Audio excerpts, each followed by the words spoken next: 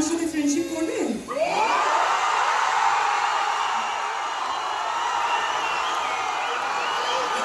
কেন?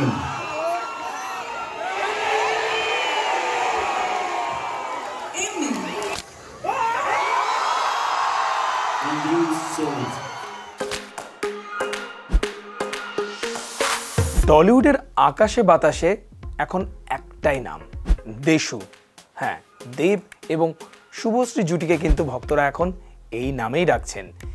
একটি সন্ধ্যা যে কত কিছু বদলে দিতে পারে তা কিন্তু প্রমাণ করলো টলিউড, প্রমাণ করলো দেব শুভশ্রী এবং প্রমাণ করলো ধূমকেতুর ট্রেলার লঞ্চ।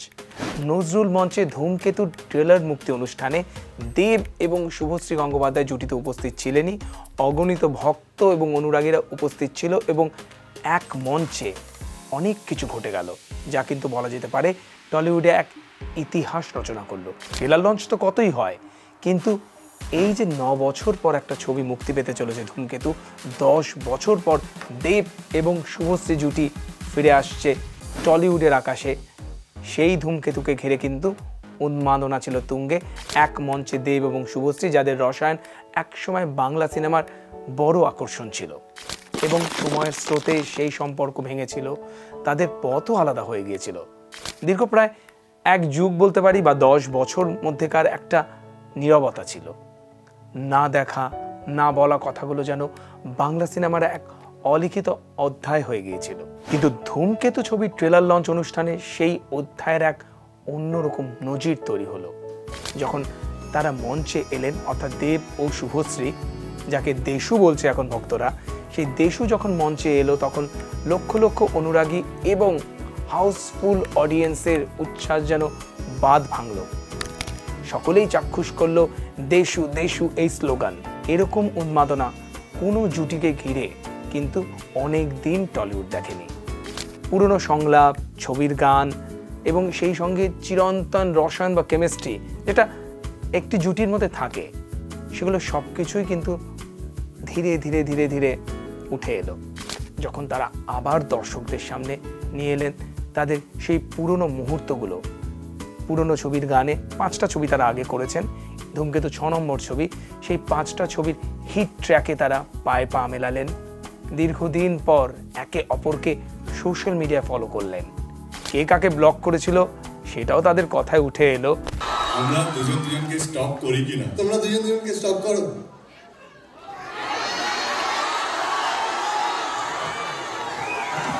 নিশ্চয়ই করতাম যদি সময় থাকতো জীবনে, কিন্তু সময় এতটাই ব্যস্ত হয়েছি জীবনে যে যদি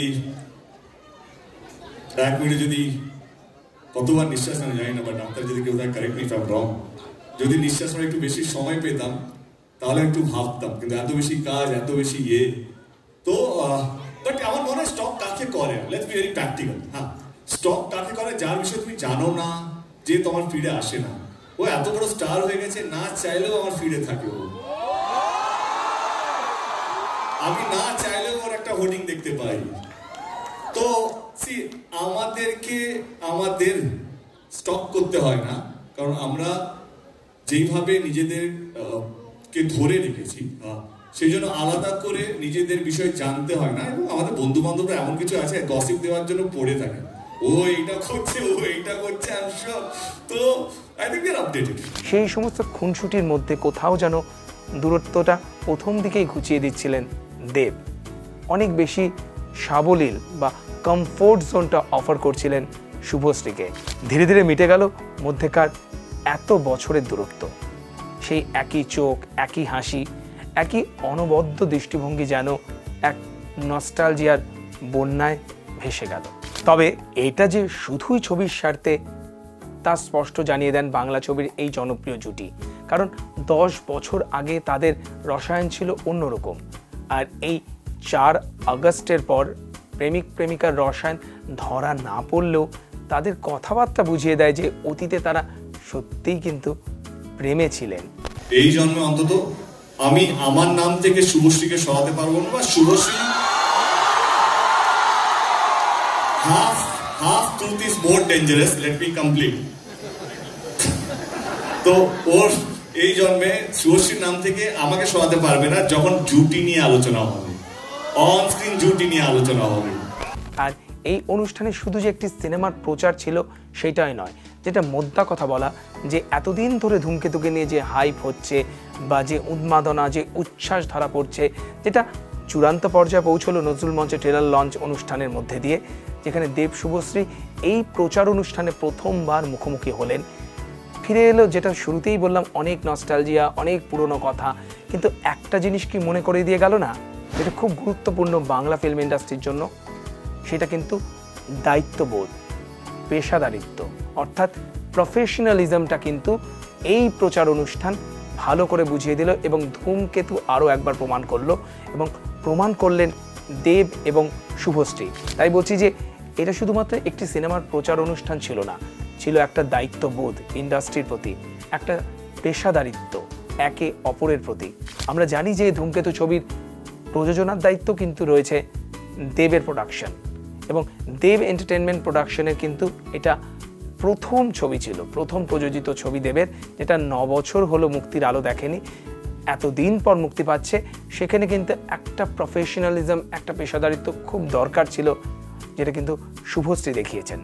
কারণ দেবের নিজস্ব প্রোডাকশন, দেব তার প্রচার করবেনই এবং দেব চাইবেন তার ছবি ভালো চলুক, এবং তিনি চাইবেন সমস্ত টিম, অর্থাৎ গোটা টিমকে নিয়ে এগিয়ে যেতে। এক্ষেত্রে কিন্তু শুভশ্রীর সহযোগিতা বা তার হাত বাড়িয়ে দেওয়া খুব প্রয়োজন ছিল, আর শুভশ্রী কিন্তু সেটাই করলেন। এই পেশাদারিত্ব এবং পরিণত মানসিকতার অসাধারণ দৃষ্টান্ত তৈরি হলো 4 আগস্ট নজরুল মঞ্চে। জীবনের পথ তাদের ভিন্ন দিকে নিয়ে গেছে। দেব এখন রুক্মিণী মৈত্রর সঙ্গে সম্পর্কে রয়েছেন এবং শুভশ্রী হলেন পরিচালক রাজ চক্রবর্তীর স্ত্রী এবং 2 সন্তানের মা। এই নতুন সম্পর্কগুলো তাদের আরও পরিণত করেছে। সবচেয়ে বড় কথা, তাদের বর্তমান সঙ্গীরাও কিন্তু ফিল্ম ইন্ডাস্ট্রিরই সদস্য, এবং তারা যে তাদের নিজেদের ভালোবাসার মানুষকে তার পেশাদারিত্বের সম্মান জানাতে একটা মানসিক সমর্থন দিয়েছেন, তা কিন্তু অনস্বীকার্য এবং না বললেই নয়। সেক্ষেত্রে রুক্মিণী বলুন বা রাজ চক্রবর্তী বলুন, তারা কিন্তু দুজনই কিন্তু পেছন থেকে সাপোর্ট দিয়েছেন, এবং রাজ চক্রবর্তী নিজে বলেছেন যে তিনি অত্যন্ত আনন্দিত যে শুভশ্রীর এতদিন আগের একটা ছবি মুক্তি পাচ্ছে, এবং রুক্মিণীও বলেছেন যে দেব এই ছবিটি নিয়ে এতটা ভেবেছিলেন এবং দেব এই ছবিটির জন্য নিজেকে এত বেশি ভেঙে চুরে একাকার করেছিলেন যা দর্শক দেখতে পায়নি। রুক্মিণীও চাইছেন যে 9 বছর পর দর্শক দেখুন, আর তাদের এই উদারতা এবং বিশ্বাস না থাকলে এই পুনর্মিলন হয়তো সম্ভব হতো না। তাই বলা যেতে পারে যে একটা পেশাদারিত্বের নজির তৈরি হলো 4 আগস্ট নজরুল মঞ্চে, এবং দেব শুভশ্রীর এই উন্মাদনা, এই দুজনকে নিয়ে ক্রেজ এবং এই দেশু নামে স্লোগান কিন্তু প্রফেশনালিজমকে বা টলিউডের প্রফেশনালিজমকে একটা নতুন মোড় দিল।